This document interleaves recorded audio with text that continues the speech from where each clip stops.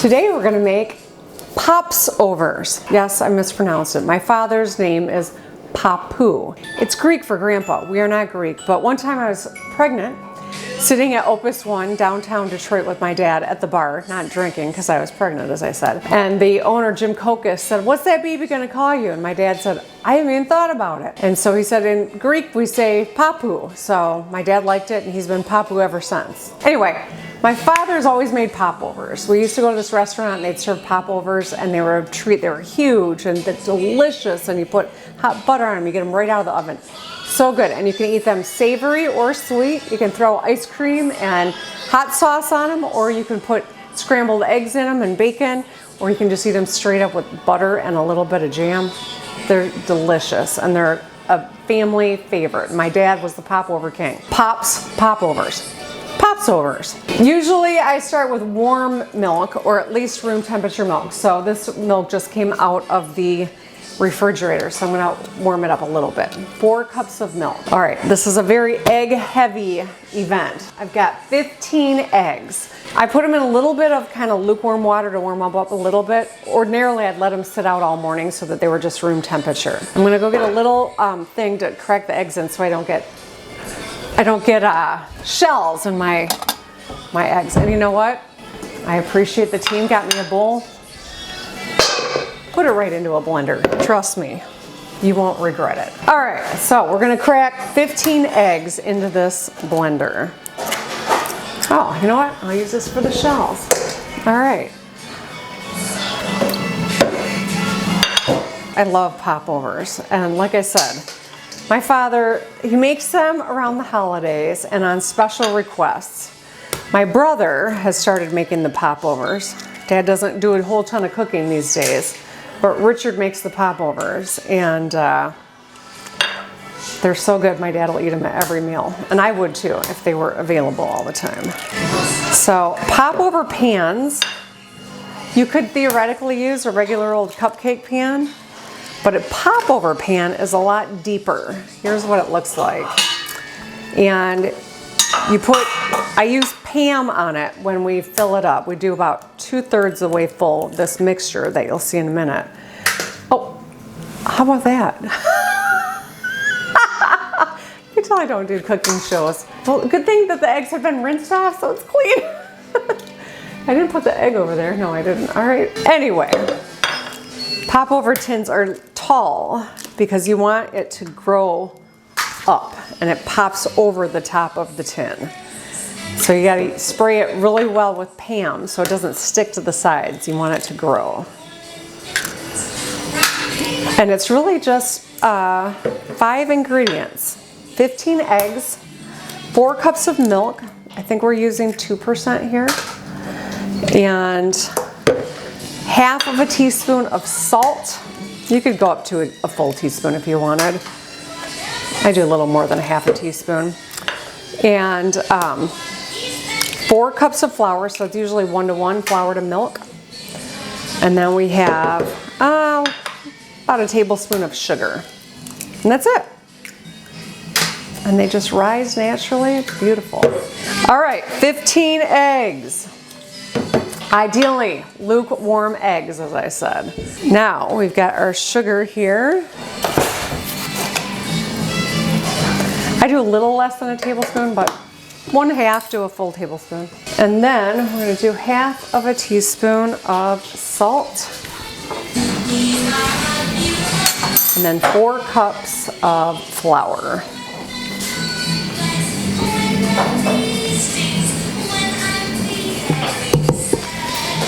One, 2. So the tins each make 6. I've got my tin in there heating up.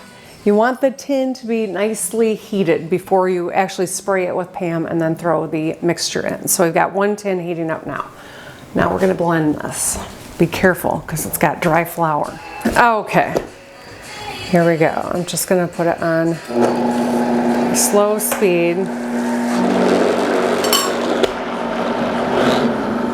There we go. All right, I'm gonna scrape down the sides. So it's gonna be pretty liquidy.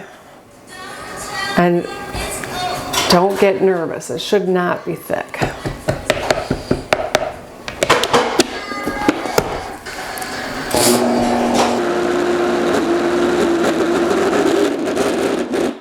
God, that sounds terrible, didn't it? All right. Why is it so thick? Why is this one so thick? Oh, the milk's not in there. Okay, I've got my warmed up milk, which I'm gonna add now. Totally meant to do it that way. We're gonna live dangerously and do it while it's running.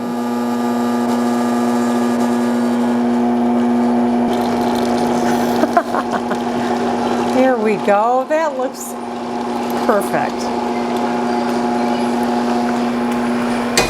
And as you can see, it's very thin. Like that means you did it right. If it's thick, double check you added the milk.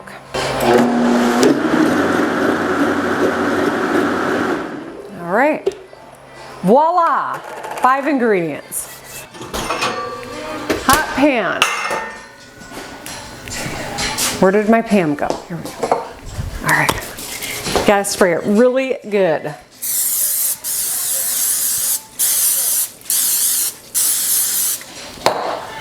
Now, see why I like to have it in a pitcher. You can just pour it right in. You fill it about 2/3 the way full.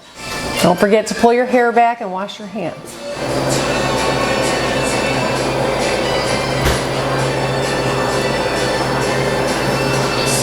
Now, put this right back in the oven.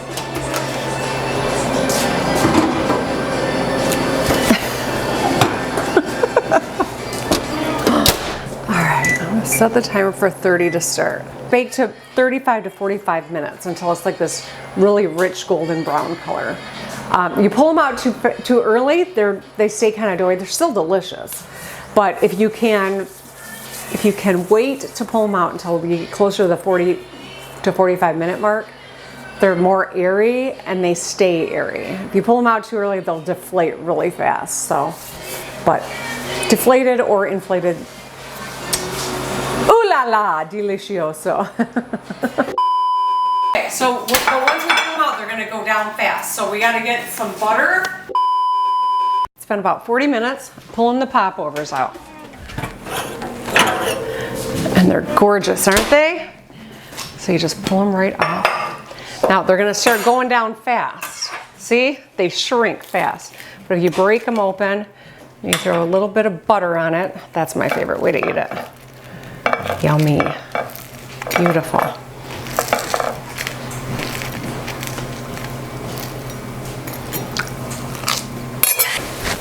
Grab some plates. Absolutely. Thank you. Come try a popover. They're shrinking. Oh, look at how light and airy. This is crazy.